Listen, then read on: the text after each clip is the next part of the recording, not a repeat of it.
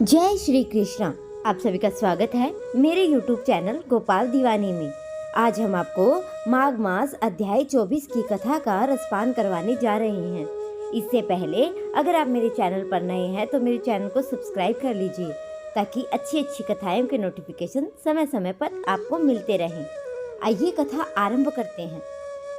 और अर्जुन को उर्वशी का श्राप अर्जुन के पास से अपने लोक को वापस दे जाते समय देवराज इंद्र ने कहा कि हे अर्जुन, अभी तुम्हें देवताओं के अनेक कार्य संपन्न करने हैं।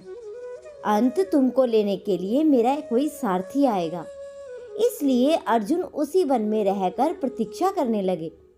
अर्जुन कुछ काल के पश्चात उन्हें लेने के लिए इंद्र सारथी माताली वहां पहुंचे और अर्जुन को विमान में बिठाकर देवराज की नगरी अमरावती ले गए।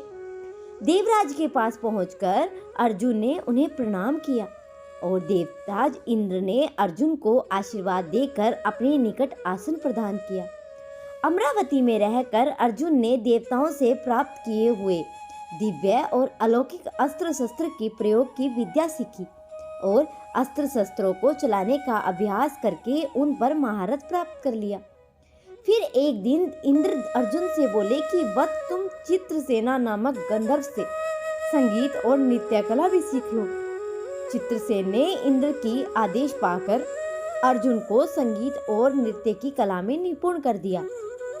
एक दिन जब चित्रसेन अर्जुन और संगीत की नृत्य सिखा रहे थे, वहां पर इंद्र की अप्सरा उर्वशी आई और अर्जुन पर मोहित हो गई। अवसर पाकर अर्जुन ने उर्वशी से कहा कि हे अर्जुन, आपको देखकर मेरे परणे जगित हो गई है।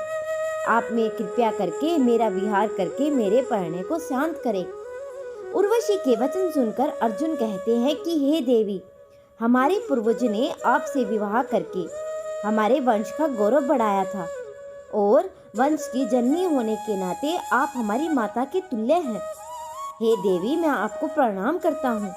अर्जुन की बातों से उर्वशी के मन में बड़ा ही क्षोभ उत्पन्न हुआ और उसने अर्जुन से कहा, तुम्हें नपुंसकों जैसे वचन कहे हैं। मैं तुम्हें श्राप देती हूँ, तुम 1 वर्ष तक पुत्रविहीन रहोगे। और इतना कहकर उर्वशी वहां से चली गई। जब इंद्र को इस घटना के विषय में ज्ञात हुआ तो अर्जुन से बोले कि वत्स, तुम्हारे इस व्यवहार और श्राप को 1 वर्ष के लिए तुम पुत्रविहीन रहोगे और यह श्राप तुम्हारे लिए बहुत ही योग्य है।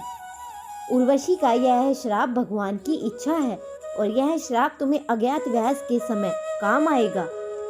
अपने इस 1 वर्ष के अज्ञातवास के समय ही तुम पुत्रविहीन रहोगे और अज्ञातवास पूर्ण होने के बाद तुम्हें पुनः पुत्र की प्राप्ति हो जाएगी। तो ये थी माघ मास अध्याय 24 की कथा। अब आगे की कथा का रसपान आप अगली वीडियो में करेंगे।